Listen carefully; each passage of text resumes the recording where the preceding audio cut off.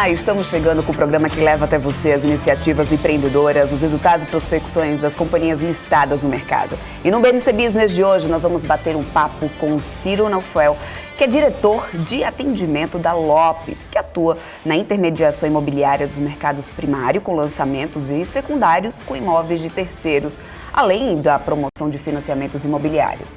Após enfrentar um período de crise entre 2015 e 2017, o mercado imobiliário vinha mostrando sinais de recuperação ao longo de 2019, trazendo boas perspectivas para 2020. Mas a chegada do coronavírus ao Brasil impôs grandes mudanças de planos, paralisando negócios em muitos setores da economia. Contrariando essa tendência, o ramo de imóveis vem mostrando resiliência, com sinais de recuperação desde o fim do segundo trimestre do ano passado, fazendo com que as empresas, como a Lopes, se recuperem de prejuízos registrados durante a crise sanitária. O que fez a companhia nesse período? É o que a gente vai saber a partir de agora.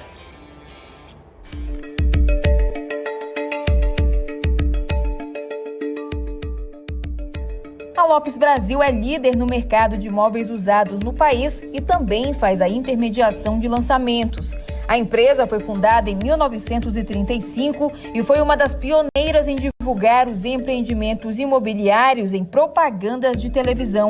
Na década de 70, ela inovou mais uma vez, com a criação de showrooms e com o uso de maquetes para apresentar os projetos. A Lopes está presente em 10 estados e no Distrito Federal e atua em todos os segmentos de renda do mercado imobiliário.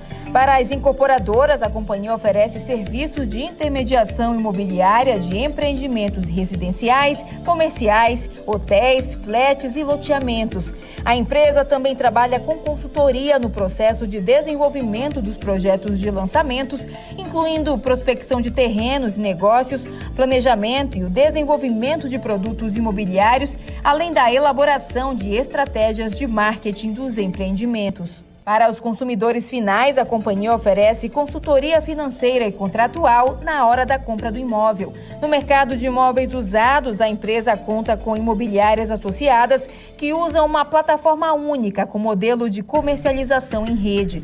A receita da Lopes vem das comissões recebidas pela intermediação de lançamentos dos móveis usados e também das operações da Crediponto, uma joint venture com o Banco Itaú que faz financiamentos imobiliários. A Lopes triplicou de tamanho nos anos 2000 e foi nessa década que ela fez o seu IPO, no ano de 2010, onde captou 207 milhões de reais com um follow-on. Os recursos foram usados para financiar a expansão dos negócios com aquisições no mercado de imóveis usados.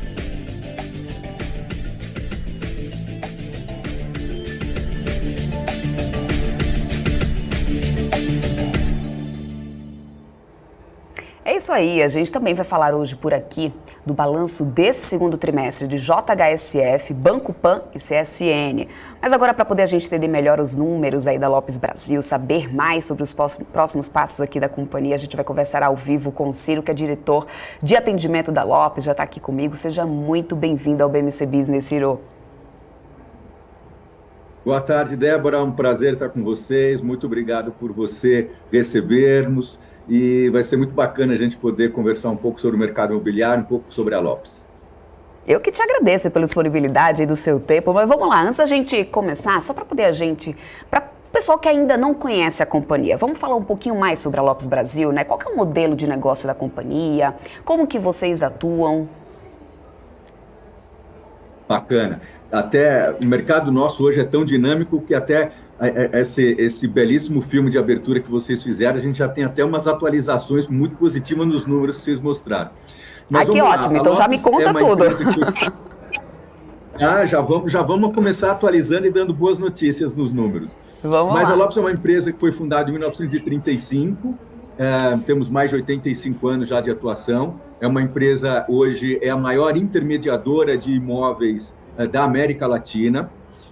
E como colocado, nós temos três ramos, três branches de atuação básicos. A gente atua na intermediação dos imóveis novos, conhecidos como lançamentos. Hoje nós temos 18 operações próprias atuando nesta parte do mercado primário.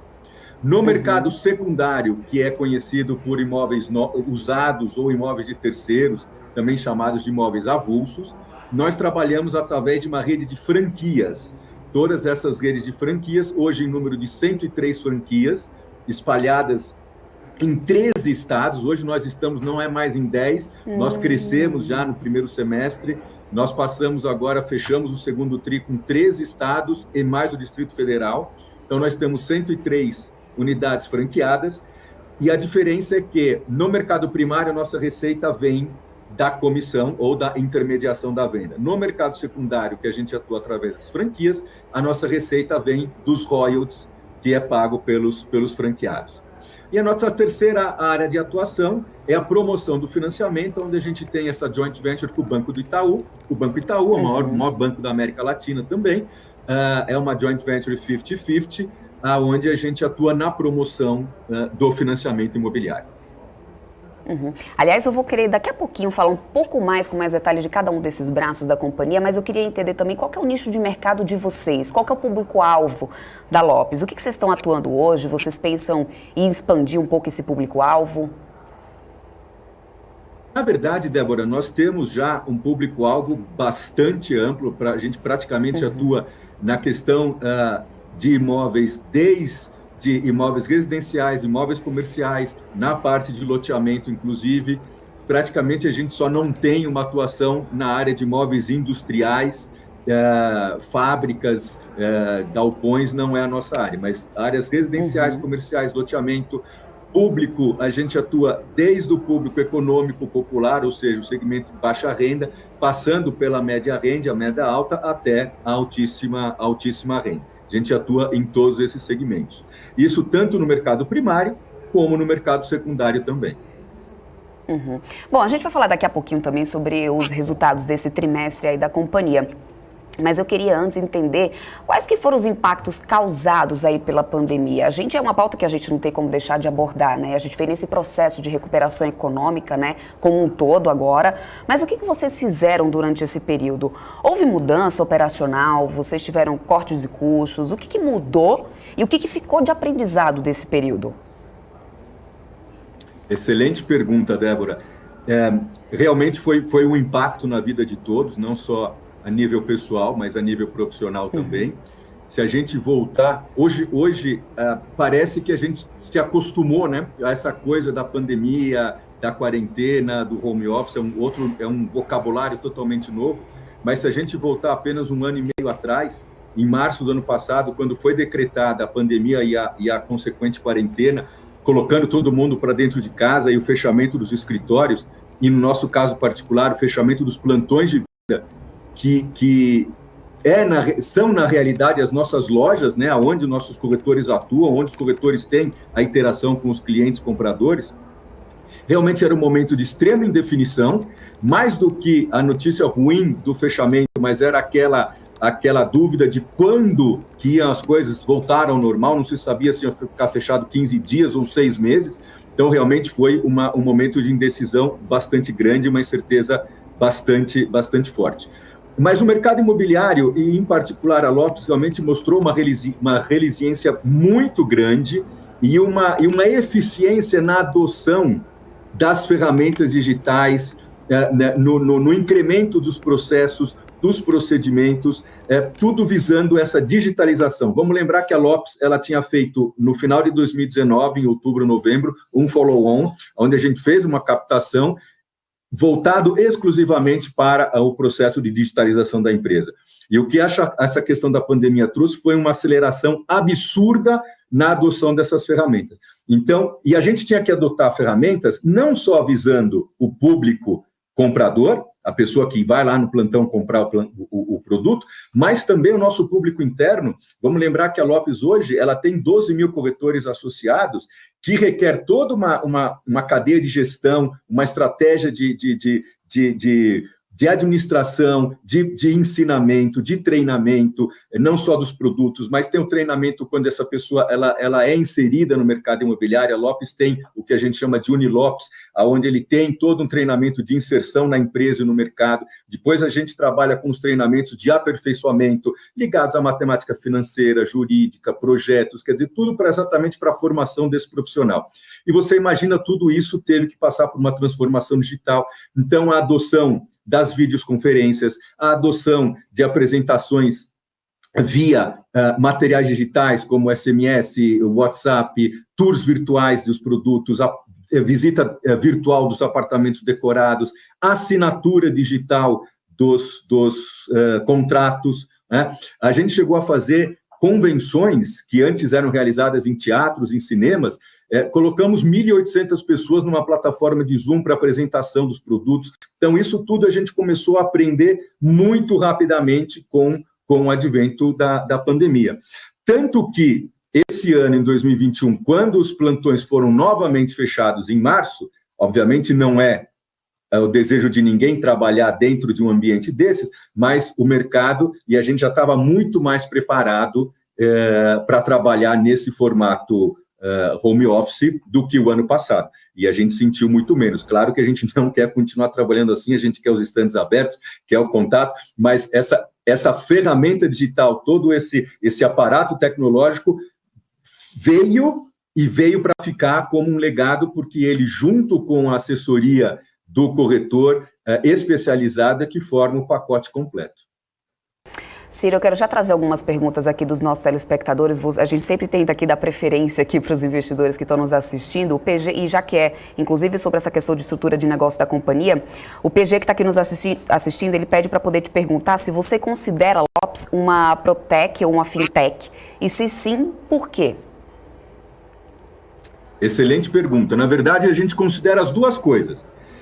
No caso da FinTech, por causa da Credipronto, hoje, se ele tiver a oportunidade de conhecer o site da Credipronto, a Credipronto hoje ela proporciona ao futuro mutuário a análise, a simulação e a obtenção do financiamento, todo o processo digital. Acho que só a assinatura do contrato que o cartório não aceita que seja feita de uma maneira digital, mas todo o processo da Credipronto hoje, ele é feito de maneira digital.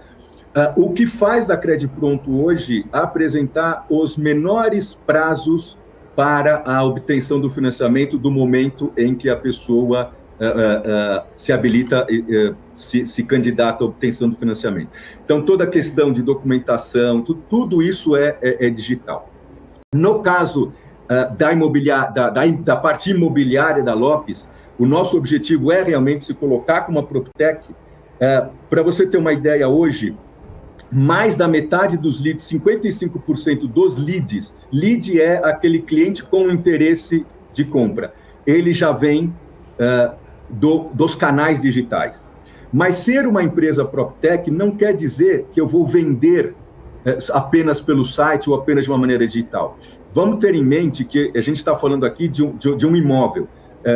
A aquisição de um imóvel é muito óbvio que não é a mesma coisa de você ter um bem como uma geladeira, uma roupa. É muito diferente de você ter a questão de chamar um veículo de transporte ou de você solicitar um delivery, né? Então, muitas vezes o fechamento de um imóvel, ele exige até de uma maneira cultural e até de uma maneira de segurança, a visita física, né? A pessoa quer conhecer o local onde ela quer comprar o apartamento, ela quer dar a volta no quarteirão, ela quer saber se o colégio está perto, ela quer saber o que tem no vizinho da frente, ela quer conhecer o apartamento decorado.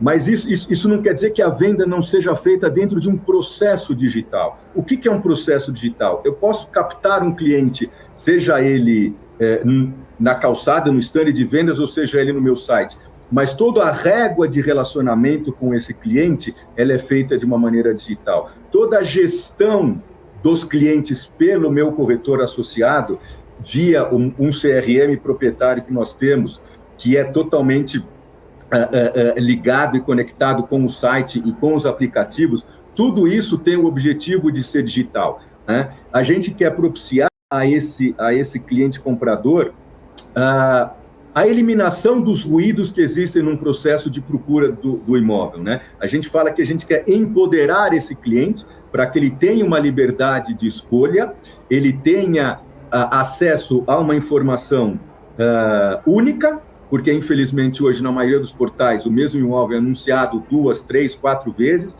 as informações elas são muitas vezes ou desatualizadas ou erradas.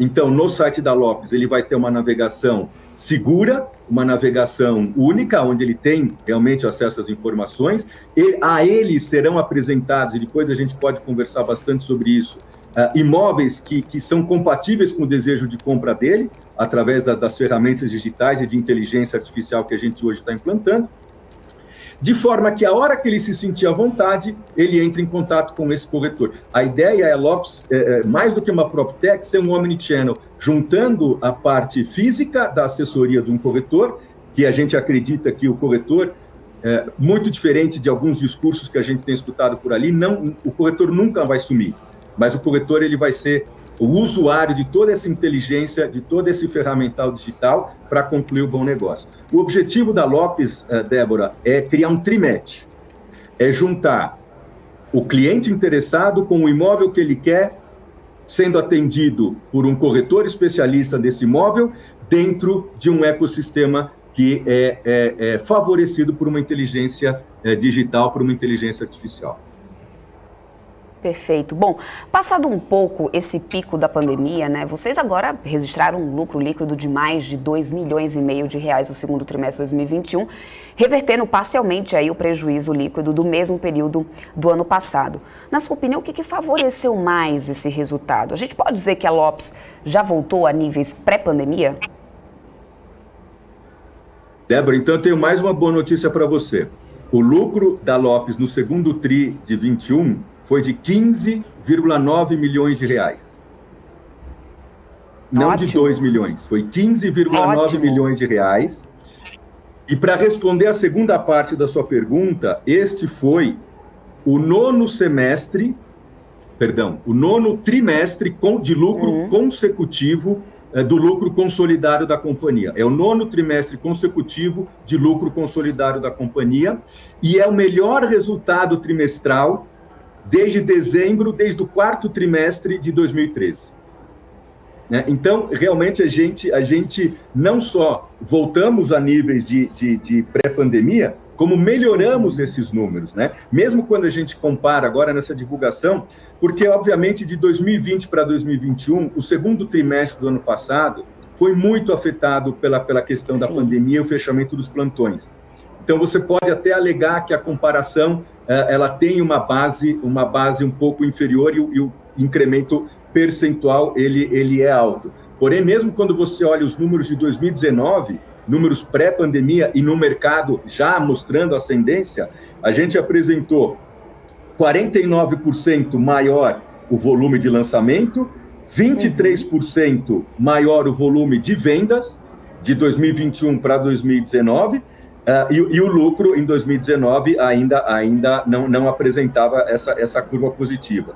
Então, a gente teve realmente, não só comparando com o 2020, mas comparando com o 2021, resultados amplamente favoráveis, o que mostram a Lopes realmente voltando a números, eu não diria nem de pré-pandemia, mas mesmo do boom imobiliário. Como mostra esse resultado do lucro, o melhor resultado desde dezembro de 2013. E Ciro, vocês também tiveram, que você acabou de falar aí, uma alta, né, sobre o VGV da companhia, se a gente fizer a comparação ano contra ano, você acabou de citar. Vocês perceberam mudança no comportamento do cliente nessa pandemia? Mudou muito o tipo de busca dos clientes? Um pouco, né, Débora? Quando a quarentena forçou o nosso cliente a ficar em casa, o lar, a residência, ganhou um outro peso, ganhou um outro valor para nós todos, né?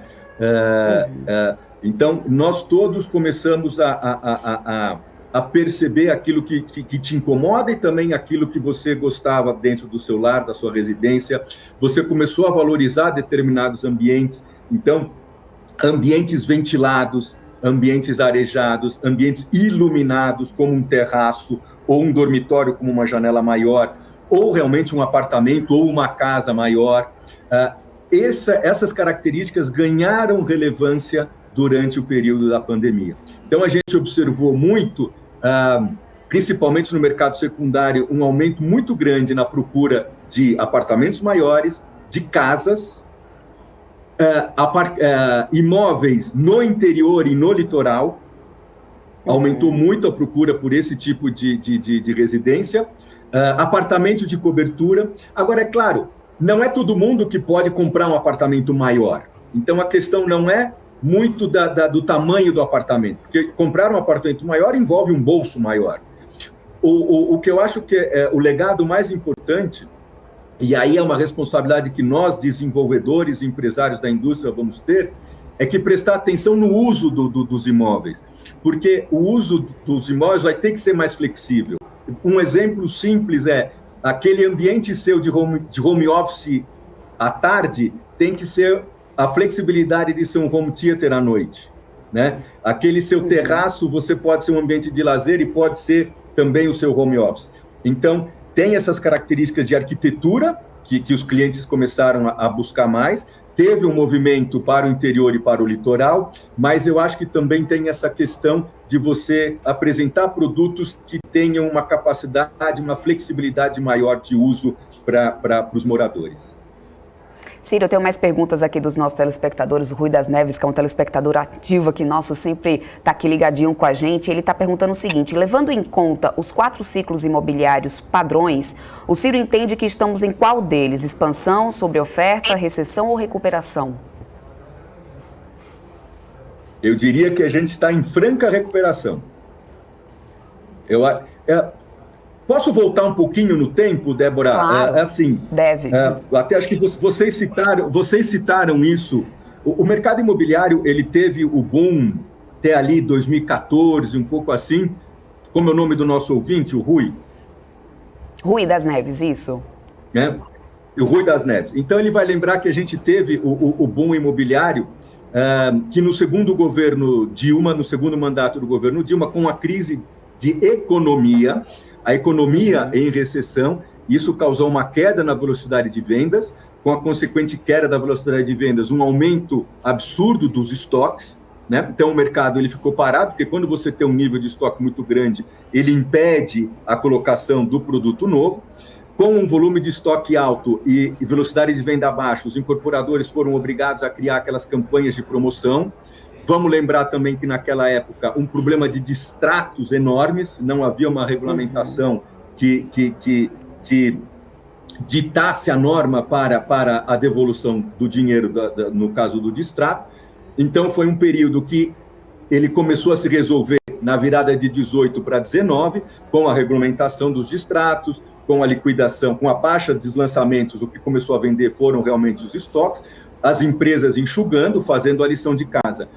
No final de 18 para 19, tivemos a eleição nova para presidente da República. Entramos em 2019 bastante otimista, foi um ano que se visava as reformas, né? Notadamente a reforma da Previdência.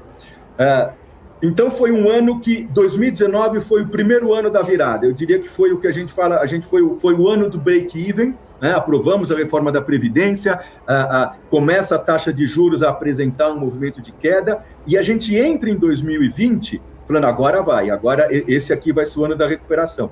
E, notadamente, janeiro e fevereiro foram 2 anos do ano passado, 2 meses muito bons. Quando vem em março, logo antes da primeira leva de lançamentos, normalmente a primeira leva de lançamentos ela acontece na segunda quinzena do mês de março, você tem as férias de verão em janeiro, tem o carnaval em fevereiro, então 15 de março começam os lançamentos do primeiro TRI, que sazonalmente já é um trimestre um pouco mais fácil, com menos atividade na indústria imobiliária. Mas veio a pandemia, fechou tudo, não teve lançamento nenhum, então o ano ele para praticamente de março a junho. Só que a crise, Rui, não foi de econômico, não foi uma crise econômica, foi uma crise de saúde. E diferente daquela época de estoque alto e preços com desconto, pegou um mercado com uma demanda bastante aquecida, juros caindo, que é uma alavanca enorme para o mercado imobiliário, e estoques excepcionalmente comportados. Então, em julho do ano passado, quando os mercados reabrem de novo, os plantões abrem, a gente tem uma corrida para a compra do imóvel, um segundo semestre muito bom já no ano passado, iniciando a recuperação, viramos para 2021, agora vai de novo, aí vem a pandemia de novo em março, mas a gente aprendeu a trabalhar com toda a questão da digitalização que a gente contou, então a gente conseguiu fechar o segundo trimestre, e se você pegar o balanço das outras incorporadoras, realmente todas mantendo margem, com guidance de lançamentos maiores, e apontando a somatória de tudo realmente por uma, eu diria, a franca recuperação que a gente está do mercado. Então, dos 4 estágios, a gente está no segundo aí, da franca recuperação. Tem mais perguntas aqui no nosso chat, acho que você respondeu muitíssimo bem, aliás, o Rui das Neves, o pessoal está aqui elogiando, aliás, a pergunta dele.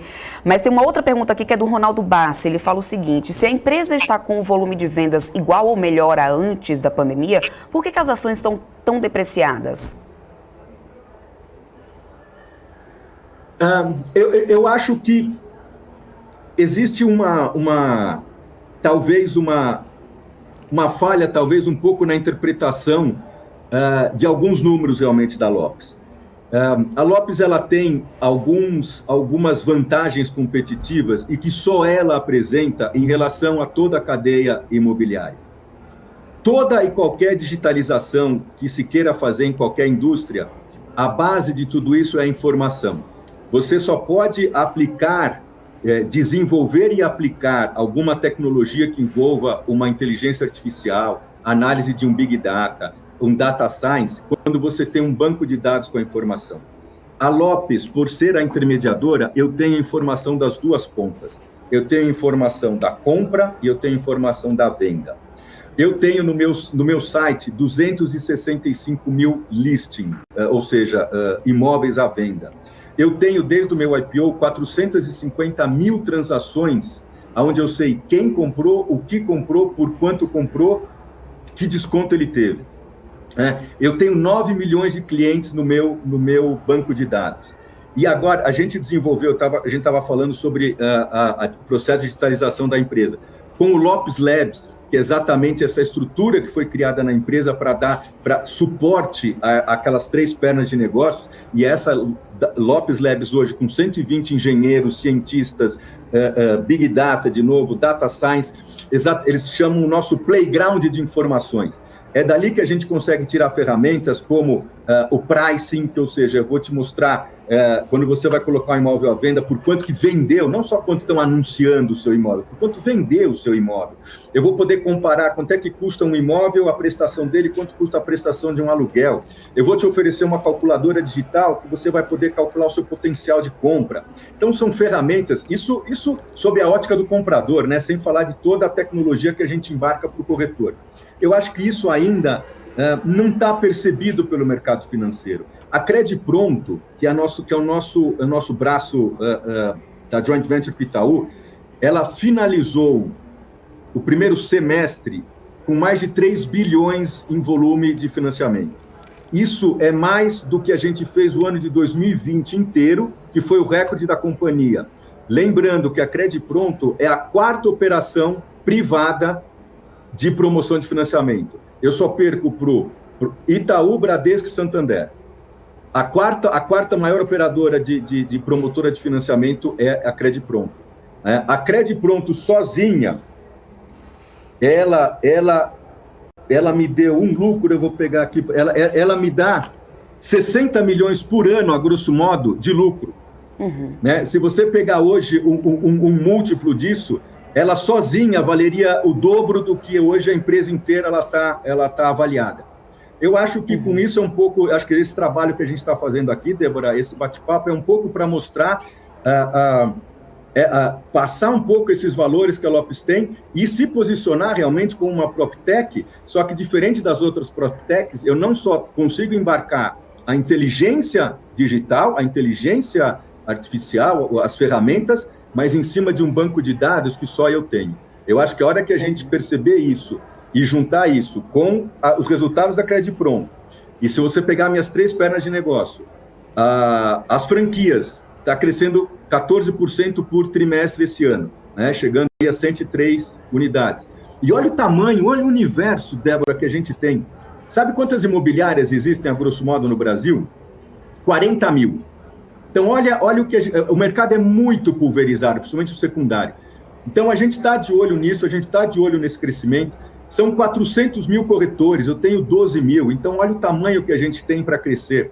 Mas a gente tem hoje a franquia em grande expansão e a gente tem esse mercado imobiliário primário com esse estoque confortável. A gente ainda tem uma taxa de juros que dá para a gente trabalhar de uma maneira bastante alavancada no mercado, bastante favorável, e uma demanda bastante forte no país. Então, acho que a Lopes está no momento, se o mercado imobiliário todo está numa franca recuperação, eu acho que a Lopes aí está na crista dessa onda aí, acho que logo essa ação vai dar um disparo aí, vamos ver.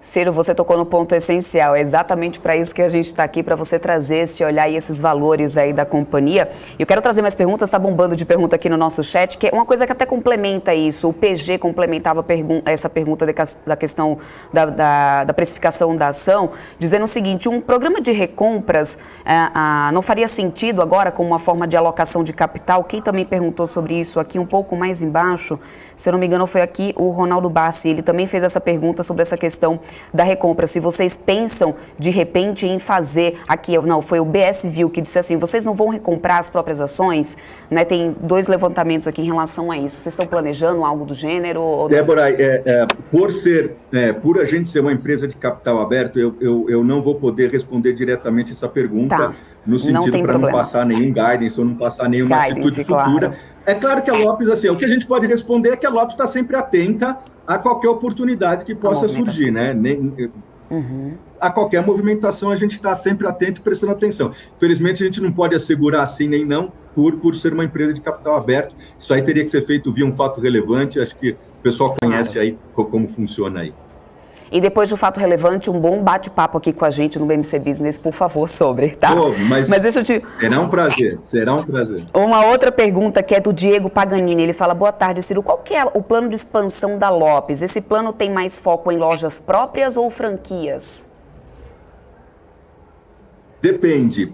Como eu estava te falando, franquias. Então, franquias é onde a gente atua de novo no mercado secundário. No mercado secundário, se você pensar, 40 mil imobiliárias espalhadas pelo país, então olha, e eu tenho 103, né? Quer dizer, olha como é pulverizado esse mercado.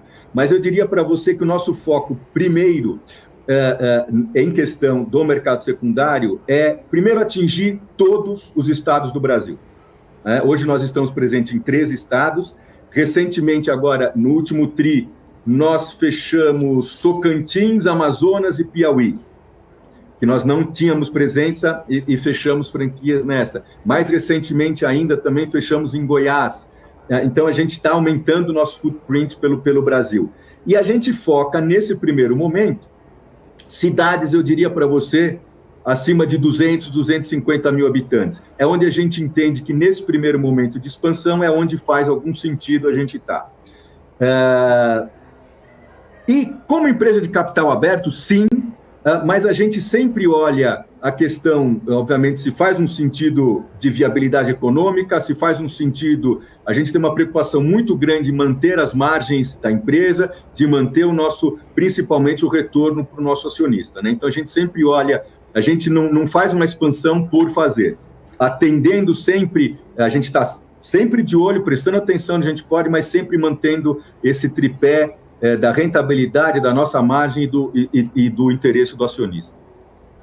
Indo nessa questão aqui também de franquias, o Gabriel Ferreira está te perguntando o seguinte, Ciro, podemos dizer que os 2 trimestres seguidos crescendo 14% no número de franquias já é uma resposta do processo de digitalização da companhia? O mercado já está vendo esse valor? Sim, e eu vou explicar o porquê. O que a gente replica no nosso modelo de franquias é o que se chama de rede Lopes.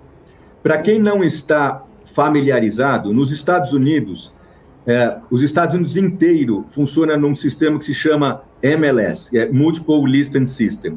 Ou seja, qualquer pessoa que se plugue nesse sistema, ele põe um imóvel à venda e todo o universo desse sistema tem acesso a esse imóvel e pode vender. Então, você tem essa venda compartilhada entre o captador do imóvel e a outra imobiliária que tem a pessoa interessada.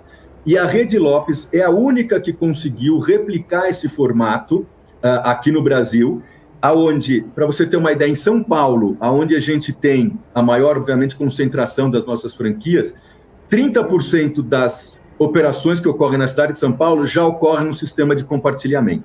Então, o primeiro benefício que um potencial franqueado ele já enxerga na bandeira Lopes, na franquia, além, obviamente, da marca, que tem o seu valor, é entrar num ecossistema onde ele tem, obviamente, de novo, a informação depurada, qualquer imóvel é exibido uma vez, as informações são fidedignas, a fotografia de boa qualidade, e ele sabe que ele vai ter acesso a uma carteira de 265 mil imóveis, que é muito mais do que ele tinha. E, ao mesmo tempo, os imóveis que ele coloca nesse sistema, ele vai vender de uma maneira compartilhada também. E o segundo benefício que já começa a ser também percebido é toda essa inteligência digital que a gente está colocando à disposição do franqueado, são todos esses features que tem já no nosso site, como a calculadora digital, o análise de preço, o comparativo de aluguel, enfim, o CRM que ele tem acesso, o treinamento de RH. Uhum. Então, tudo isso já está sendo percebido pelo franqueado, sim. Perfeito. Tem mais perguntas aqui, agora sobre a lei de distratos. O Eric Correia pergunta o seguinte: Ciro, como a lei dos distratos afetou a venda de imóveis novos? Ela trouxe mais consciência, tanto para o comprador quanto para o vendedor.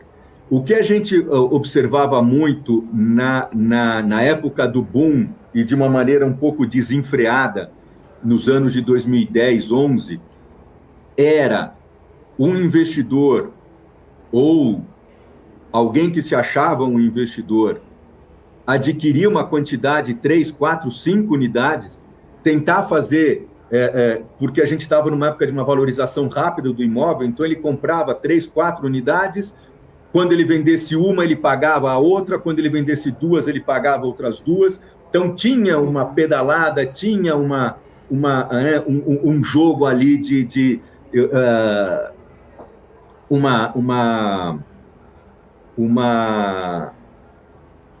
como se diz, tinha essa pedalada, né? Essa coisa inflada, não era um investidor que ele estava buscando realmente um ativo para renda ou um ativo que fosse revender quando valorizasse. Ele queria realmente inflar uma carteira através da valorização e, de repente, tirar um benefício disso. O problema é que quando o mercado... Até aí, vamos dizer, tudo bem. Acho que não está no direito dele, não está fazendo nada ilegal, está comprando um imóvel, está pagando, está acontecendo. O problema é que quando o mercado começou a virar e os preços começaram a cair, esse cara simplesmente foi lá, batia na porta da empresa e queria devolver o imóvel e queria pegar o seu dinheiro de volta.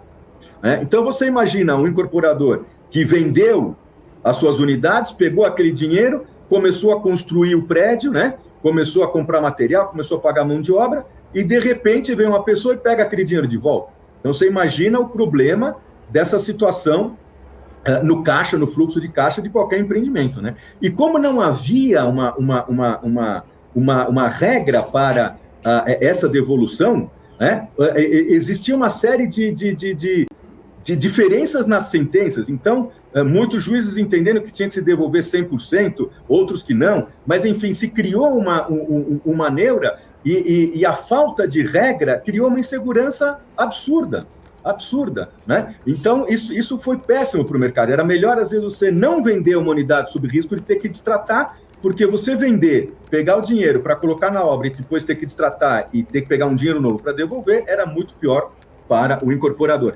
A hora que você regula isso, você fala, olha, se você vai para o distrato, você vai ter direito a XYZ, maravilha, você já sabe. Então, o comprador, agora, ele tem uma responsabilidade, ele já está ciente de como funciona essa regra, assim como o incorporador também hoje é mais consciente na venda, e quando a pessoa hoje, ele até tem algumas regras um pouco mais rígidas quando a pessoa quer comprar no mesmo CPF mais de 2, 3 unidades, alguns vendem só na tabela curta, outros vendem só à vista, enfim, cada incorporador aí cria um pouco o seu colchão de segurança. Mas eu acho que a hora que você traz uma regra para o jogo, você conscientiza e joga a responsabilidade para todo mundo. Perfeito. Tem mais perguntas aqui, o pessoal está participando bastante, eu não sei se eu vou conseguir, inclusive, passar todas as perguntas para você, Ciro, se não, já fica o convite aqui para próximas oportunidades. Mas olha, o Eric Corrêa também está perguntando o seguinte, como que você vê o crescimento das imobiliárias digitais e a concorrência do setor? De que forma as PropTechs podem afetar o market share da companhia? Primeiro que hoje, essas imobiliárias digitais, elas têm por característica uma atuação hoje mais restrita ao mercado secundário, né? Ou seja, ela tem um processo de colocar o seu imóvel no site de uma maneira digital, fazer uma tratativa, mas ela é mais voltada para o mercado secundário. Então, para você ter uma ideia, hoje uma das mais conhecidas PropTechs digitais, ela tem 15 mil imóveis no site dela, né? Eu tenho 265 mil. Mas a gente vê com bons olhos, a gente acha que isso, a vinda de tecnologia para o mercado imobiliário, ela é extremamente positiva, ela é muito bem-vinda. Isso sobe a régua para todo mundo. Isso faz com que toda a indústria ofereça para o nosso cliente comprador uma jornada melhor. Isso é bom para todo mundo, né? Então, a gente olha com muitos bons olhos, a gente, obviamente, é uma concorrência sadia. De novo, a gente confia nesses nossos diferenciais de informação, de banco de dados, que levou 80 anos para a gente ter. Então, acho que a gente tem alguns anos aí de vantagem aí de frente para as outras imobiliárias no aspecto de market share. O que a gente gosta é dessa barra mais alta mesmo, porque acho que todo mundo tem que realmente prestar um serviço de mais excelência e com certeza a Lopes vai estar acima dessa barra. Perfeito. Eu vou trazer mais uma pergunta aqui do chat para a gente ir encerrando aqui esse nosso papo, Ciro, que é também uma pergunta aqui do BS View, que ele fala o seguinte, e os juros agora subindo com toda essa inflação, isso não vai afetar, não vai acabar travando tudo de novo? Era uma das minhas perguntas também, eu também ia te perguntar sobre essa questão do Copom, né, tá corrigindo agora essas taxas de juros, se isso não preocupa vocês de alguma forma, né, mas eu acabei dando preferência para as perguntas aqui do pessoal do chat. Então, como é que vocês estão vendo essa questão dos juros? Ainda está confortável para vocês? Pegando pela última parte, sim. Eu acho que você vê que a própria concorrência entre os bancos restringe o repasse do aumento da Selic para as taxas de financiamento imobiliário, né? Então, a taxa saiu de 2 para 5,25, porém a taxa Selic, né? Porém, as taxas de financiamento imobiliário ainda, malemar, subiram 1%, aí de 6,99 para 7,5, 7,99. Eu acho que enquanto as taxas se mantiverem na casa de um dígito, são taxas bastante favoráveis para o ambiente imobiliário. Vamos lembrar que, de novo, né, comparando com o boom de 14, 15, a gente tinha uma Selic de 14,25, né? Hoje está 5,25. E naquela época era o que a gente chamava do boom imobiliário, né? Então, a gente acha que enquanto se mantiver nessa casa de 8, 8,5% a taxa do banco, eu acho que a gente tem um ambiente bastante favorável. É claro que a gente tem que ficar de olho nisso, ninguém torce para subir, assim como a gente também não imaginava que 2% de Selic fosse uma taxa de equilíbrio para a economia do país. A gente sabia que isso ia acomodar, mas eu acho que provavelmente mês que vem deve ter uma subida. Eu acho que chegando no final do ano a Selic nessa casa aí de 6 a 7% ainda permite um ambiente bastante favorável para o mercado imobiliário. Perfeito, Ciro. Eu quero muito agradecer a tua participação aqui. Tinham outras perguntas aqui, mas não vai dar tempo da gente fazer todas. Já fica aqui o convite, então, para a próxima oportunidade, para a gente falar um pouco mais sobre outros temas também aí da Lopes, expectativas de vocês aí também, né? Qualquer outra novidade aqui, eu aguardo você, tá bom? Mas deixa aqui o espaço para suas considerações finais também, para que você fale um pouco até sobre a sua expectativa aí para o setor para o próximo semestre. Mas, de antemão, muito obrigada pela sua participação. Então, a primeira parte, já fica aceito o convite. Débora, foi uma satisfação muito grande, um bate-papo bastante descontraído. Espero que a gente tenha, de alguma forma, atendido os seus telespectadores, os seus videoespectadores também. Nos colocamos à disposição. Renovo a nossa confiança realmente nessa retomada do mercado imobiliário. A gente acredita muito nesse tripé que ainda é um ambiente de taxa bastante interessante e bastante favorável para o mercado imobiliário. A gente percebe essa demanda bastante sólida para o mercado de uma maneira geral, e a boa notícia não é só na cidade de São Paulo, que obviamente sempre sai na frente na recuperação, mas a gente tem observado ao longo de 2021 recuperação em outras praças. Isso para o Brasil é muito bom, é uma boa notícia para nós, enquanto companhia excelente. A gente verificou excelentes resultados em Fortaleza, Espírito Santo, Rio de Janeiro, Paraná. Então, a gente vê essa demanda realmente sólida. Por fim, estoques baixos. Vamos lembrar que, principalmente na cidade de São Paulo, Débora, metade do que se lançou e do que se vendeu até hoje foram produtos econômicos. Então, o pessoal que estiver procurando apartamento de médio padrão, médio alto e alto, não tem muita oferta realmente. Então, a gente acredita muito ainda também no crescimento desse mercado. Então, são fatores que nos dão esse otimismo. Claro que com muito trabalho, aliados todos embaixo desse guarda-chuva do Lopes Labs, que realmente é uma coisa que tem começo, tem meio, mas não vai ter fim. A gente sabe que essa questão do digital veio para ficar e está ancorando tudo isso. E sempre que a gente tiver novidade, faço questão aqui de vir te contar, porque vai ter bastante coisa boa aí. Que ótimo, conte mesmo com esse espaço, porque realmente a ideia aqui do BMC Business é estreitar esse laço aí das companhias com os investidores, né, inspirar cada vez mais os investidores, trazer essa visão da companhia, porque muitas vezes os números, né, acabam não sendo muito bem interpretados aí. Então, é muito interessante ter também essa visão da companhia, por isso que a gente está aqui abrindo esse espaço para vocês. Então, contem com a gente sempre. Até uma próxima, Ciro. Tchau, tchau. Que legal, obrigado. Eu que agradeço, um abraço grande. Até mais. Esse foi o Ciro Naufel, que é diretor de atendimento da Lopes. Eu espero que vocês tenham gostado aí desse papo com a companhia, que a gente vai continuar falando um pouquinho mais aqui, só que dessa vez agora com o investidor profissional e consultor de investimentos, o Thiago Ribeiro. Seja muito bem-vindo, Thiago, aqui ao BMC Business. Muito obrigada pela tua disponibilidade e acho que você conseguiu acompanhar um pouquinho aqui do pedacinho do meu papo aqui com o Ciro. E eu já quero começar falando com você sobre esse segundo trimestre aí da companhia, né? Como que você está vendo o papel, como que você acredita, né, que esse resultado foi mais favorecido aí? Segundo o Ciro, eles até conseguiram ultrapassar muito mais, né, do que eles vinham no nível pré-pandemia, né? Como que você está olhando aí esse resultado da companhia agora?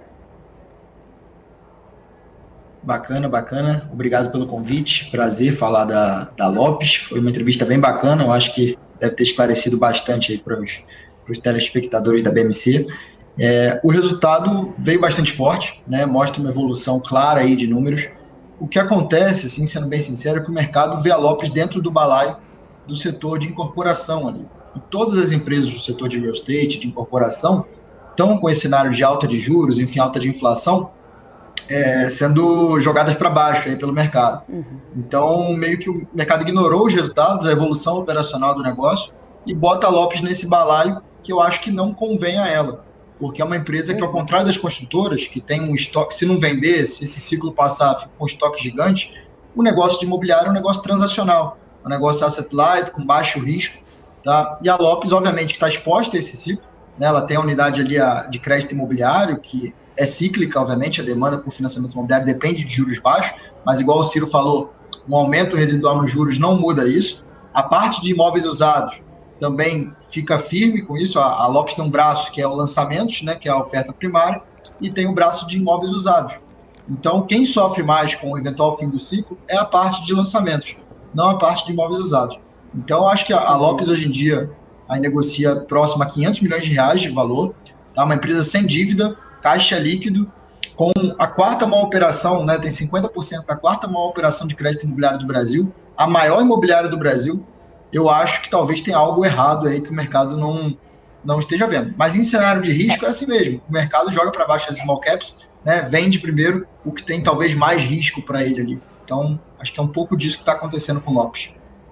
Inclusive, eu quero trazer aqui para você uma pergunta que o Ronaldo Bassi tinha deixado aqui um pouco mais cedo, eu também trouxe ela para o Ciro, que é justamente se a empresa está com um volume de vendas igual ou melhor que antes da pandemia, por que as ações estão tão depreciadas? E aí, em cima disso, eles perguntam se não faria sentido também um programa de recompra de ações agora, nesse momento. Assim, o Ciro fala que realmente é o mercado que não está conseguindo enxergar. Você também citou essa questão aí né, do mercado está colocando aí a Lopes nesse balaio aí de incorporadoras. Então, o que você aí, o que justifica mais essa questão dessa depreciação nesse momento da Lopes?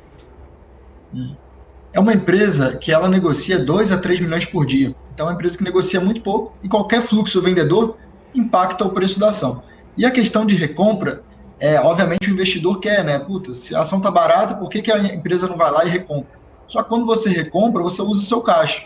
E se você usa caixa, você às vezes está deixando de investir, por exemplo, na digitalização. Você vê as PropTechs aí, Loft, Quinto Andar, investindo rios de dinheiro, enfim, fazendo aumento de capital. E eu acho também que talvez a melhor alocação possível de capital para a Lopes, às vezes não é o programa de recompra, e sim investir na própria companhia. Tem algumas empresas que às vezes dão um sinal trocado com recompra. O management quer fazer recompra para mostrar que a ação está barata, só que o mercado interpreta aquilo como negativo também. Então, às vezes, não é a solução de todos os problemas.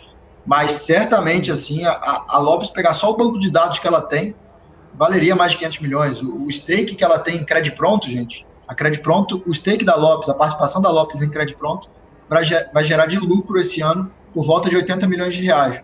Né? E uma empresa que vale 500 milhões, essa operação cresce 30% ao ano, há 4 anos já. Então, eu acho que tem uma margem de segurança gigante. Pode cair mais? A gente nunca sabe, né, se vai subir ou vai cair. O que a gente busca fazer como investidor é comprar ativos mais baratos do que eles valem. Né? Eu falo sempre que a gente estuda probabilidade. E hoje em dia, a margem de segurança para se investir em Lopes, eu acho que é muito relevante e tem pouca chance aí de perda de capital permanente, porque está muito barato, assim, tá muito no chão. Bom, essa questão da taxa dos juros também, né? Ele fala que a taxa de juros está, apesar de estar subindo agora, mas o mercado tem precificado bastante essa questão, né, da alta da Selic aí no setor de incorporação. Mas o Ciro, ele se disse confortável com essa questão mesmo, né, com promessas de mais reajustes aí do Copom. Você acha que o mercado vai conseguir entender isso de alguma forma e destravar esse setor? Eu acho que o resultado não só da Lopes, mas de todas as incorporadoras vem muito forte, né? Você pega, todas elas tiveram resultados de vendas muito fortes, mas o mercado está ignorando isso por causa desse ciclo de alta de juros aí que está se aproximando. O Copom aumentou em 1% e já deixou claro que vai aumentar mais 1 ponto percentual aí para frente. O negócio de incorporadora é bem cíclico e é muito difícil. Você pega o histórico, aí a última crise que teve no setor, muitas gigantes ficaram pelo caminho. PDG, Brookfield e etc. Outras quase foram também, Gafisa, Tecnisa, mas a Lopes, de novo, né, eu reitero, é uma empresa que ela não é uma incorporadora, ela é uma imobiliária, então ela ganha na transação. Então vamos supor que o mercado imobiliário pare tem um ciclo negativo, por exemplo. A Lopes não vai ter um estoque ali com custo de estoque, é uma empresa bem asset light, um negócio de franquias, então, que está crescendo bastante, é um negócio de royalties, a companhia não bota nenhum capital ali, um negócio de margens altas, que está crescendo, e que, além de gerar um resultado para a companhia, gera um diferencial competitivo, que é a multicanalidade. Né? A companhia ter a operação digital e ter o braço físico também.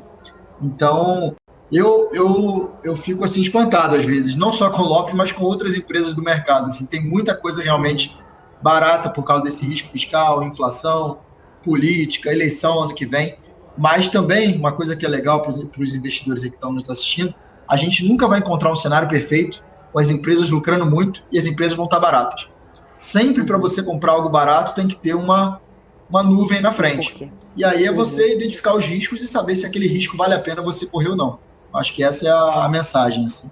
Esse é o ponto. Você lembrou muito bem aí uma questão, que é essa questão da diferenciação, né? De a Lopes ser realmente imobiliária, não ser aí da incorporação. Mas a gente tem agora essa questão do aumento das matérias-primas, né? Isso tem afetado bastante. Ontem a gente também estava conversando aqui com uma construtora que a gente levantou esse questionamento, tem afetado não só o setor de construção, né, civil, mas também outros setores também tem afetado.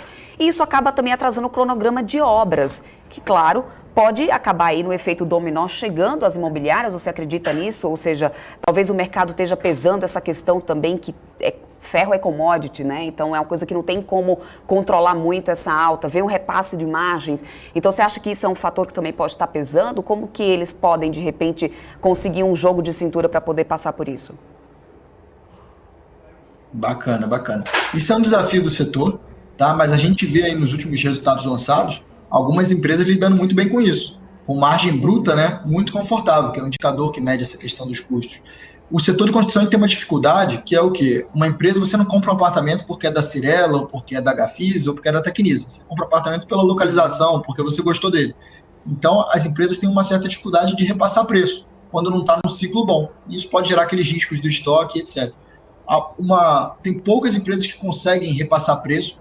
Um caso, acho que de incorporadora que consegue fazer isso é a JHSF, por exemplo, porque ela tem marcas de luxo, ela tem mais facilidade de repasse de preço, até porque a margem dela é bem mais alta e os clientes dela, ela tem um diferencial ali que são a Fazenda Boa Vista, a marca Fazano, mas é um negócio difícil. Então, certamente, isso pode vir a prejudicar a margem bruta das companhias, mas, de novo, eu falo, né, a Lopes é pouco afetada com isso. O que é mais afetado, tem uma unidade da Lopes que seria afetada com isso, que é o braço de incorporação. Ela vende para as incorporadoras. A incorporadora faz um lançamento, a Lopes é contratada para vender aquelas unidades. Se tem menos lançamento, que está no ciclo ruim, essa unidade vai performar pior. Só que tem a unidade ali de imóveis usados e a Crédito Pronto, que continuam navegando bem. Obviamente, no ciclo também tem impacto, mas um impacto menor do que essa outra unidade de negócio dela, que é a unidade de incorporação. Tiago, só uma última pergunta aqui de um nosso telespectador. O Guilherme Nascimento, ele pergunta sobre essa questão justamente das quedas, né? Por que construtoras e FIIs, por isso eu achei interessante aqui trazer essa pergunta deles, não param de cair nesse momento? Eu juro que às vezes eu penso também, por que onde é que não para de cair? Acho que essa pergunta é de 1 milhão, na verdade, né? Mas o fator principal, assim, né, para a gente responder, é o aumento dos juros.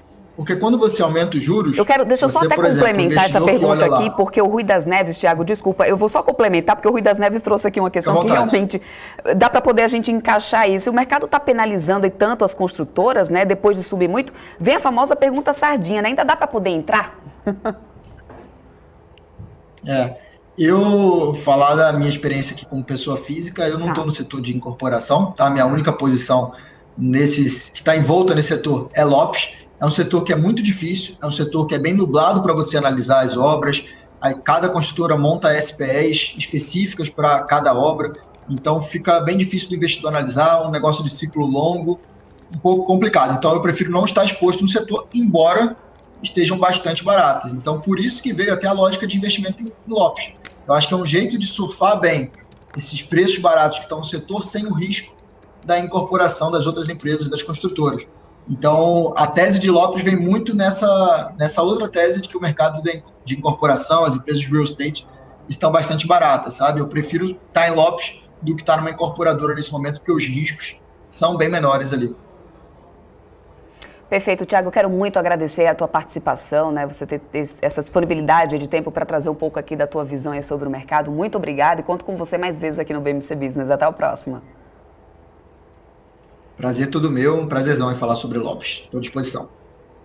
Até uma próxima, então. E essa foi a participação do investidor profissional e consultor também de investimentos, Tiago Ribeiro, ajudando a gente a levar para você informação que gera valor aos seus investimentos. E a gente continua falando aqui um pouquinho mais de temporada de balanço do segundo trimestre, né? Hoje, com Alex André trazendo uns números aí de JHSF, Banco Pan e CSN, não é isso, Alex? É isso aí, Débora. Agora a gente vai falar um pouquinho dos resultados da JHSF, né, que também foram impactados positivamente, inclusive quando a gente vai olhar aqui, vai trazer a apresentação aqui na tela, mas lembrando, Débora, os resultados do segundo trimestre de 2020 vieram muito ruins e agora o segundo trimestre de 2020 vieram muito bons, claro, né, pelo efeito da pandemia. Não só a JHSF, mas diversas empresas do varejo também são impactadas, também como hospitalidade e gastronomia, que é também um ramo da JHSF, um dos braços, né? Inclusive, o aeroporto também teve um resultado muito positivo e também a parte, né, de incorporação que segurou os resultados do ano passado, que também trouxeram maior otimismo no segundo trimestre de 2021, tá? Então, o que nós temos aqui para a gente comentar é os resultados do segundo trimestre da JHSF. Então, nós temos aqui na parte de incorporação, crescendo 66% de vendas, tá? A gente está vendo aqui os principais empreendimentos da JHSF. Se você não conhece, eu vou falar aqui os principais empreendimentos da JHSF.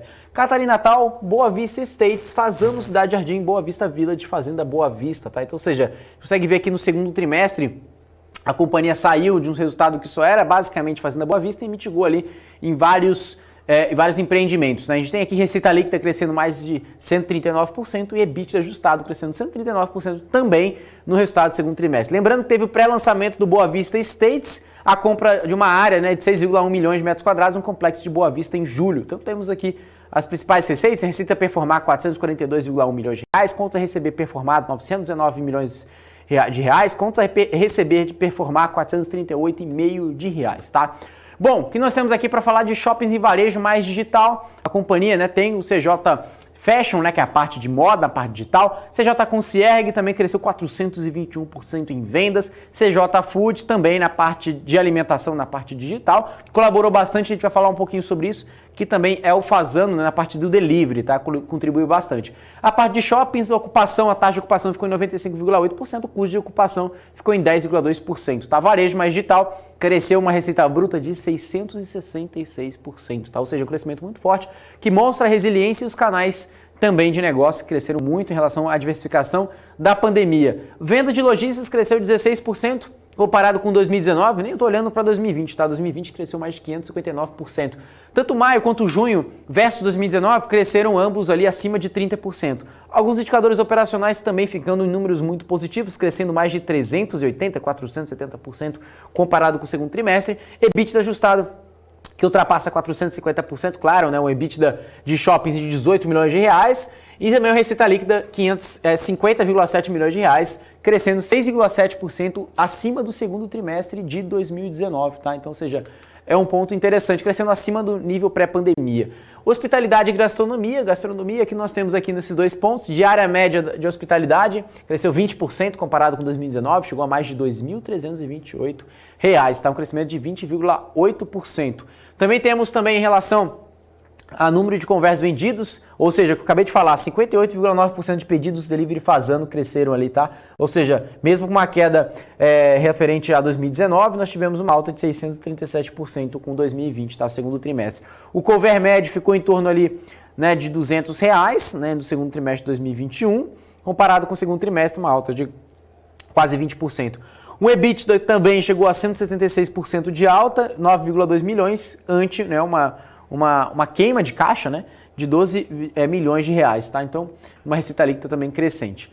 Bom, o aeroporto, acho que é um ponto muito interessante para quem lembra, eu mesmo fui no aeroporto do Catarina, né, ou seja, aeroporto executivo agora internacional. Nós temos ali 4 hangares que ficaram 100% ocupados, tiveram também a aprovação da ANAC para a construção de mais de 4 hangares. Inclusive o empreendimento fica do lado da Vila XP, para quem conhece, né, um novo empreendimento da XP Investimentos, que também tem ali a relação muito próxima ao aeroporto executivo e também próximo da Fazenda Boa Vista, tá? Então é um ponto também de opcionalidade. Bom, o que nós temos aqui de dados, né? Litros abastecidos cresceu 210%, também teve a internacionalização em junho, ou seja, pode receber também voos internacionais de lá. É um ponto muito importante, lembrando que na pandemia os números do aeroporto vieram muito fortes à medida, né, que a população que possui um jato próprio, ou seja, se você tem um avião próprio, né, um jato próprio, você pode, né, trazer para o aeroporto executivo Catarina, trazendo mais comodidade, também próximo de São Paulo, também próximo para quem mora na Fazenda Boa Vista, né, empreendimentos da JHSF que traz ali, né, uma sistemática de empreendimentos que trazem muita sinergia e muito próximos geograficamente, tá? Então aqui, pousos e decolagens crescendo 205,7% na mesma base comparativa com o segundo trimestre de 2020. Já a receita líquida cresceu 7,3 milhões de reais no período, o EBITDA ajustado no período caiu 41,5% para 800 mil reais, que antes era 1,3 milhão, tá? Resultado consolidado, que vamos falar agora um pouco do resultado em si, ou seja, falamos das principais linhas de resultado, agora a gente vai falar do consolidado, temos receita líquida crescendo 162,5%, 662,4 milhões, um lucro bruto 482,3 milhões, crescendo 165,3%, um EBITDA ajustado, olha o tamanho do crescimento, tudo acima de 100%, né? Tudo acima de 150%, só o lucro líquido que subiu 26,4% para 321,4 milhões de reais, lembrando que todas as bases de comparação é do segundo trimestre de 2020. Bom, agora já falar um pouquinho sobre a parte de ESG, né? A parte ambiental, temos aqui uma plantação e preservação de árvores, né? São mais de 3 milhões de metros quadrados na Fazenda Boa Vista e 2 milhões de metros quadrados no Parque Catarina. Lembrando que na parte social tem umas parcerias filantrópicas, inclusive até o próprio CEO, Thiago Alonso, tem nas suas redes sociais, né? A sua rede pessoal, né? De rede social, ele engloba muita parceria com o GRAC, né, com a Brás, com a Comunidade de Panorama, ou seja, o próprio executivo, o próprio CEO está muito engajado na parte social e outras frentes também, mas inclusive na parte social, é um ponto muito interessante, que outras companhias também vêm investindo, inclusive não só para ficar dentro da pauta de ESG, mas também trazer um impacto social dos seus projetos em meio da sociedade, né? Nós vimos aqui doações para o combate à Covid-19, programa de diversidade, né, de pluralidade, representação feminina tanto na hold próximo de 60%, 40% da diretoria estatutária também é feminina. Bom, o que nós vamos falar aqui agora na parte de governança, um pouco mais de 75%, 75% dos membros são independentes, a maior parte do conselho da companhia de administração. A companhia possui 7 comitês, inclusive conselho fiscal também, né? Inclusive, mas tirando isso, o comitê de auditoria, estatutário, digital, gestão de risco financeiro, ESG, gestão de pessoas e transações com partes relacionadas. Essa era uma parte que os acionistas de JHSF estavam um pouco mais receosos na companhia, isso que a gente estava vendo aqui, né, nas principais notícias, né? Inclusive, a companhia já resolveu isso, trazendo um comitê também independente com transações de partes relacionadas, tá? Bom, agora a gente vai fazer um resumo do que a gente conversou, né, do que a gente falou ali nos últimos slides, no segundo trimestre. Temos aqui de novo, né, um crescimento de 34,6% de vendas de shoppings, varejo mais digital crescendo 661,9%, hospitalidade e gastronomia, um destaque para hotéis de lazer e reabertura do Hotel Fazano, né, na Quinta Avenida ali em Nova York. O aeroporto crescendo 205,7% em movimentações. E também, claro, trazendo esse movimento também internacional. E pagamento de dividendos, a companhia consegue aí, consiste na sua política de dividendos, pagando 144,4 milhões, sendo 244,4 milhões pagos nos últimos 12 meses, tá? Então a companhia mantém uma política de dividendos para os acionistas, retorno de geração de valor, né? Bom, o que nós temos aqui referente às projeções, né? Ou seja, o que o mercado espera, o consenso do mercado, os números financeiros, o ano fechado, tá? Não é trimestral. 2021, 2023, 2022, 2021, 2022 e 2023, tá? Então o que nós temos aqui? EBITDA, o mercado espera 642 milhões e meio de reais no 2021 de EBITDA, 753 milhões de EBITDA em 2022 e um pouco mais de 1 bilhão de EBITDA em 2023 da JHSF. Lucro líquido também conseguimos observar um aumento chegando ali em 2023, 832 milhões de lucro líquido. Essas são as principais expectativas do mercado em JHSF, tá? Retraduzindo em preço, nós temos aqui 7 analistas recomendando compra, nenhum analista recomendando venda, nenhum analista recomendando manter. Nós temos aqui um preço-alvo médio em 10,43, temos aqui Banco do Brasil recomendando compra a 9,90, Banco BTG a R$11, Itaú BBA a 10,10, Banco Safra a 10,70, Eleven a R$10, Santander a 9,60 e XP Investimentos a 9,70, R$9,70. Tá bom? Agora a gente vai falar um pouquinho, Débora, dos resultados também do Banco Pan, resultados também que vieram muito fortes, tanto em originação de crédito, em relação também a financiamentos, a parte de consignado, que é a maior parte do banco também. Vimos também, vamos também observar os números também referente ao ROI, né, o retorno, e também vamos observar as principais linhas, né, do resultado também do digital e novas contas. Esses são os principais tópicos que iremos abordar agora de Banco Pan, tá? Então temos a apresentação aqui de Banco Pan na tela. Então o que a gente vai comentar, o primeiro ponto, clientes do Banco Pan, né? O Banco Pan totaliza mais de 12,4 milhões de clientes totais. Dentro deles, 8,4 milhões de clientes são ativos, 51% dos clientes, né, banking clients, né, são clientes ativos, né? Então, ou seja, 8,4 era 1,6 milhão, né? Ou seja, chegou aí um número muito forte de crescimento, né? O crescimento de 51%, como eu comentei aqui, desde o segundo trimestre do ano passado. Ou seja, cada vez mais a companhia vem aumentando a base de clientes e vem aumentando clientes ativos. Ou seja, não basta só abrir conta, os clientes precisam acessar o aplicativo, precisam comprar serviços, produtos. Isso traduz também receita, lucratividade, ROI, e que a gente vai comentar aqui, tá? Então, nós temos aqui acessos ao app, ou seja, eu acabei de falar sobre isso, acesso ao aplicativo. Cresceu 436% desde o segundo trimestre, chegando a 141 milhões de acessos ao aplicativo, que melhora, né, ampliando aqui o engajamento, tá? Aqui, volume total transacionado, 7,3 bilhão, então nós temos aqui mais de 34 bilhões de volume transacionado, lembrando que eu estou falando 7,3 somente no segundo trimestre de 2021, cresceu 417% nesse período, mas são mais de 34 bilhões de volume transacionados anualizados, tá? Anualizado. Resultado trimestral, temos aqui uma margem financeira 21%, temos aqui despesa que ultrapassou 1 bilhão, a maior parte da despesa é com originação, G&A também ficando quase na metade, 498 milhões, gastos gerais administrativos, né? Provisão de recuperação de crédito, conseguimos observar aqui chegando uma despesa de PDD líquida pela carteira média de 3,6%, recuperação de crédito também, né, em linha ali, até positiva, né, referente ao ano passado, ou seja, a companhia melhorando bastante referente ao cenário da pandemia, e a despesa de PDD bruta abaixo também, ou seja, demonstra recuperação mais abaixo do primeiro trimestre, tá? Rentabilidade, que nós temos aqui lucro líquido também, 202 milhões, acima do segundo trimestre do ano passado, acima do primeiro tri desse ano, e também a gente consegue observar o ROI também, né, tanto o ajustado, que é não auditado, quanto o ROI mesmo chegando ali a um pouco mais de 14,7%. A gente vai falar um pouquinho desse número, tá, pessoal? A gente vai reservar um espaço para isso. Resultados do primeiro semestre, agora dos 6 primeiros meses, eu estava falando do trimestral anteriormente, agora dos primeiros 6 meses que a gente tem aqui. Margem financeira 19,3%, temos despesa. A gente estava falando de despesa de R$1 bilhão trimestral, agora a gente vai falar semestral, que ultrapassou quase 1,9 bilhão, também meia ali, né? Ou seja, originação e administrativa e pessoal, de despesa. Provisão e recuperação de crédito, consegue ver também, né, uma diminuição, mas muito branda em relação aqui ao primeiro semestre de 2020, em relação à despesa, né, de PDD bruta. E também uma rentabilidade ficando também ao patamar que a gente está observando na base trimestral. Né? E o ROI ajustado que eu falei, né? Ou seja, a gente ia comentar, e aqui é o principal ponto para a gente observar. Crescimento referente aqui, né, ao segundo trimestre de 2021 com o primeiro tri desse ano, ou seja, o ROI contábil é de 14,7%, cresceu 4% na base do primeiro tri, comparado ao segundo trimestre de 2020, cresceu quase 30%, 29,7%, o ROI ajustado 20,6%, cresceu 19,9%, não, desculpa, cresceu 1,5%, está falando aqui do segundo tri, era 19,5%, cresceu 1,5% comparado ao primeiro tri de 2021 e cresceu 3,6% comparado ao segundo trimestre, que era 19,9%, foi para 20,6%. de ROI ajustado, tá? Ou seja, o ROI contábil e o ROI ajustado que demonstra aí o retorno, né, do banco.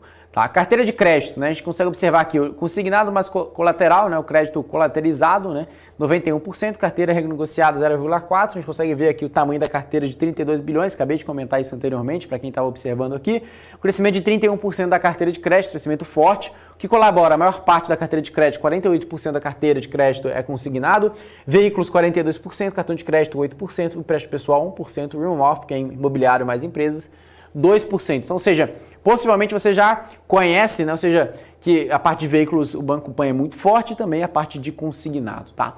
Bom, a parte de financiamento de veículos que nós temos aqui, né? Ou seja, como eu falei, né? Ou seja, o Banco Pan é muito forte na parte de financiamento de veículos. São mais de 16 mil lojas multimarcas e concessionárias que contam com a parceria do Banco Pan para fazer os seus financiamentos. Ticket médio de veículos leves, que é veículos leves? Carro de passeio, tá? R$29 mil ticket médio. Moto, R$14 mil ticket médio. Duration no financiamento de leves, 19 meses, moto 16 meses, claramente é menor porque o valor é menor, né? Entrada de leves, 35% e motos 21% na entrada aí para fazer um financiamento. Carteira, evolução da carteira, a gente consegue ver aqui, são mais de 11, né, bilhões de reais em relação aqui a veículos e 2,5 bilhões em motos, são mais de 13 bilhões e meio no segundo trimestre. Aqui a gente consegue observar a originação média mensal, né, também a base trimestral também, quando a gente vê aqui comparado ao primeiro tri, caiu 6%, comparado ao segundo trimestre de 2020, recuperou muito forte, recuperou 136%, né, um crescimento de uma base muito forte, né. Captação de recursos, a gente consegue ver aqui a maior parte são depósitos a prazo, 52%, ganhou 5% comparado ao segundo trimestre de participação do share, caiu para 12% depósitos interbancários, era 35%, foi para 28%, agora para 12%.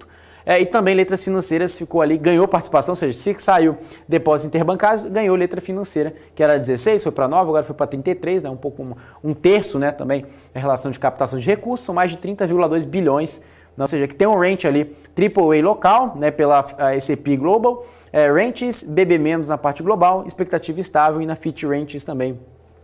AA, né, ou seja, 2A ali na parte local, BB- global, expectativa estável também nas duas agências de rating, tá? De classificação de risco, né, de crédito. Tá? Bom, índice de Basileia, né, ou seja, o banco está muito bem nesse sentido, bem flat ali desde o segundo trimestre, mostrou uma resiliência, lembrando que integralmente é composto por capital principal.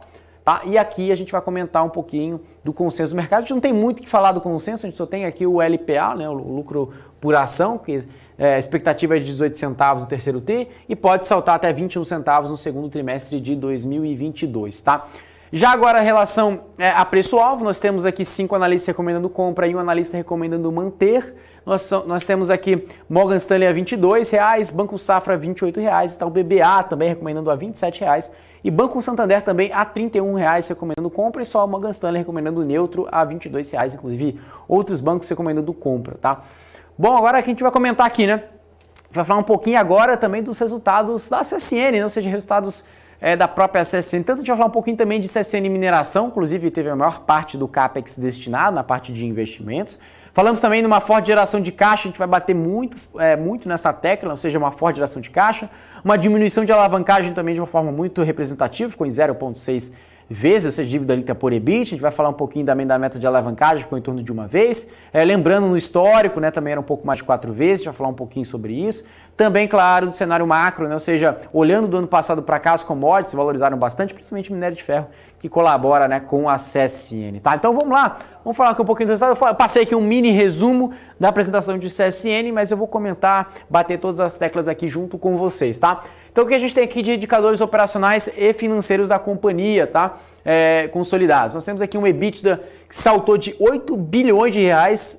Será que é muito, né? Ou seja, vamos lembrar, qual foi o EBITDA trimestral do primeiro trimestre? 1 bilhão de reais, 1,3 bilhão de reais. Agora a companhia conseguiu fazer só em um trimestre 8 bilhões de reais, ou seja, ela conseguiu fazer basicamente, né, o que seria 2 anos de EBITDA se fosse reportado no primeiro trimestre. Ou seja, alguns analistas, alguns gestores dizendo que não só a CSN, mas as companhias de siderurgia estão reportando ótimos resultados, belíssimos resultados, à medida que um resultado trimestral se equivale até mesmo a um resultado anual. Tá? Então, resultado muito forte. E a margem EBITDA, claro, sobe bastante. Né, mais do que dobrou, né, muito mais do que dobrou. Dobrou ali comparado ao primeiro trimestre de 2021, era 24, foi para 48, agora cresceu mais, foi para 53%. Evolução do EBITDA, o que colabora esse crescimento forte do EBITDA? Siderurgia cresceu 48% do EBITDA, comparado com o primeiro trimestre, tá? Todos os números aqui. Mineração cresceu 36%, cimento cresceu 43%, e temos aqui um EBITDA de 8 bilhões, tá? Uma forte elevação do EBITDA, contribuição positiva dos setores siderurgia e mineração. Bom, o que nós vamos falar aqui em relação aos indicadores de CAPEX, né, operacionais financeiros consolidados de CAPEX. Bom, mineração corresponde à maior parte dos investimentos, que traz uma aceleração dos investimentos em relação à consequência de expansão de projetos de capacidades e melhoria operacional da CSN Mineração. Também temos investimentos de 229 milhões na parte de siderurgia. Somando tudo isso, até a parte de cimentos aqui, ó, 36 milhões. Somando tudo, 759 milhões de reais. Tá? Ou seja, será que é pouco? Realmente, é bastante. Está vendo aqui um aumento de 85% de CAPEX comparado ao primeiro trimestre de 2021. Ou seja, é para melhorar a operação da companhia, é para melhorar também a capacidade. Tá? Então, isso é um ponto bem importante e muito bom.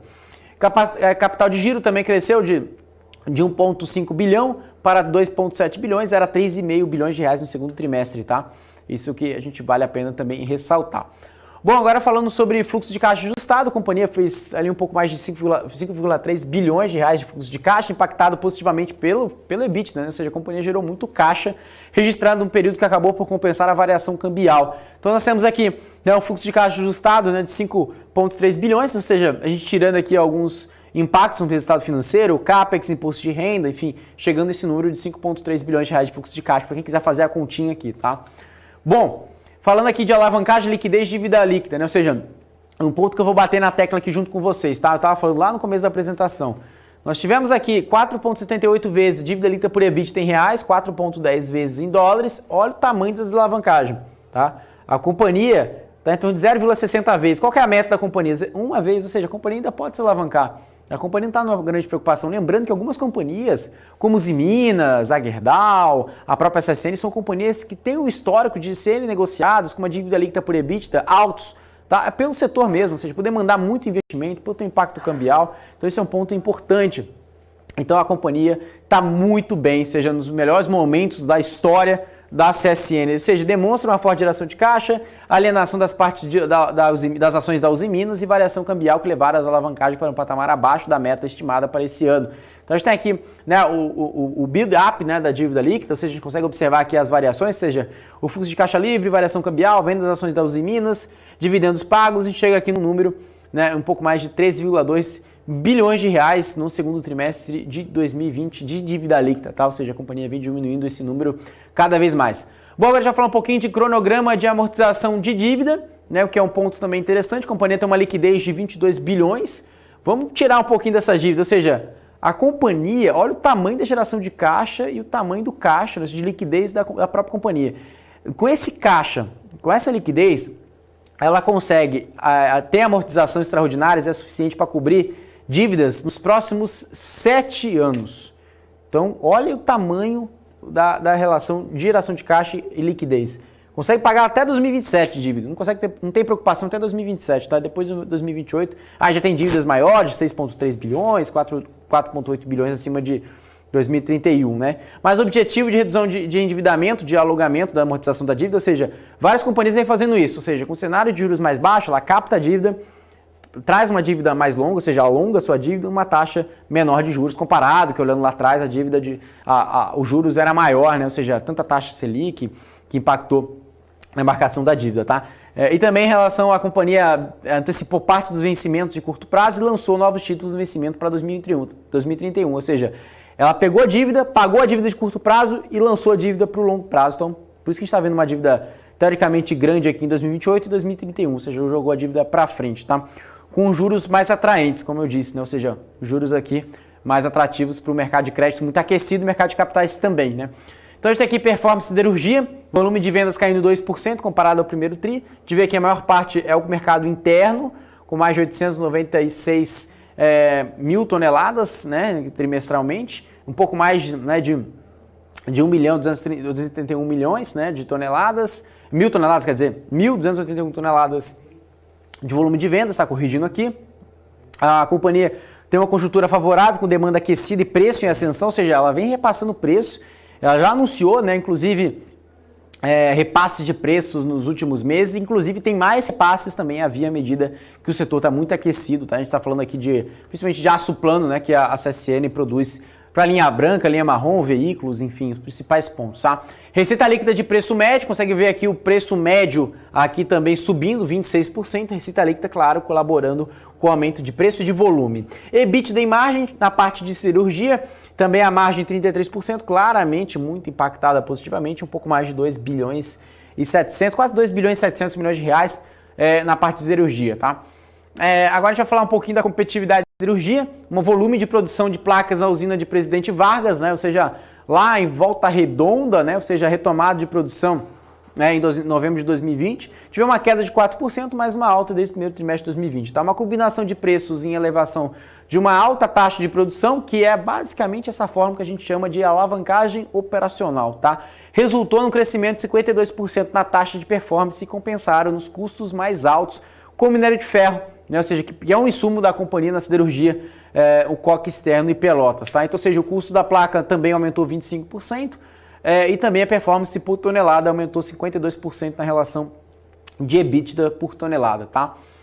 Bom, a gente vai falar um pouquinho sobre a parte de mineração, né? A gente vê aqui o volume de vendas totais de mineração crescendo 18%, um pouco mais de 9,11 mil toneladas, mais um recorde de resultados registrados na mineração, inclusive veio mais investimentos, né? Ou seja, veio mais CAPEX para melhorar a capacidade, melhorar também produtividade e sinergia. E esse desempenho foi alcançado graças ao preço do minério de ferro do mercado externo, que subiu muito, né? Ou seja, por um lado a siderurgia prejudica em custo, por aqui melhora bastante, né? E um aumento de volume de vendas. Então a gente vê aqui receita líquida, também a margem também crescendo, a receita líquida unitária também crescendo em dólares, 153 dólares por tonelada, e chegando um pouco uma receita líquida de 7,3 também milhões de reais. EBITDA, 5 bilhões de EBITDA, são um pouco mais de margem de EBITDA, quase 70% de margem de EBITDA, ou seja, um crescimento muito forte, uma expansão de margem.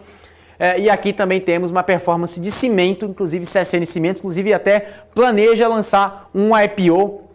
Isso também já foi desejo da companhia, isso é público, tá? Esse dado nós estamos monitorando, tá? Vendas acumuladas também, a gente consegue ver aqui no mercado interno, ou seja, se a gente consegue observar que a parte de real estate, ou seja, vendas de casas, construções, ou seja, várias construtoras reportando os resultados em números muito fortes, claramente cimento é um dos insumos mais utilizados, inclusive tiveram também repasse de cimentos, inclusive teve uma demanda muito forte, uma demanda forte impacta num repasse de preço, tá? Que também, claro, não é tão bom para as companhias de construtoras que tem ali um impacto negativo na margem pela maior alta dos insumos.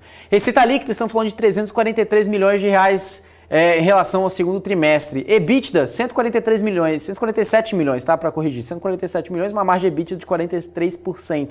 Ou seja, mesmo com essa grande representatividade, a gente consegue observar que a performance de cimento é muito inferior à mineração e siderurgia, mas não pode se descartar que está em plena ascensão e também por demanda de cimentos segue aquecida, e a CSN Cimentos tem conseguido aproveitar esse momento com volume do preço aí de vendas e também o volume de vendas, né?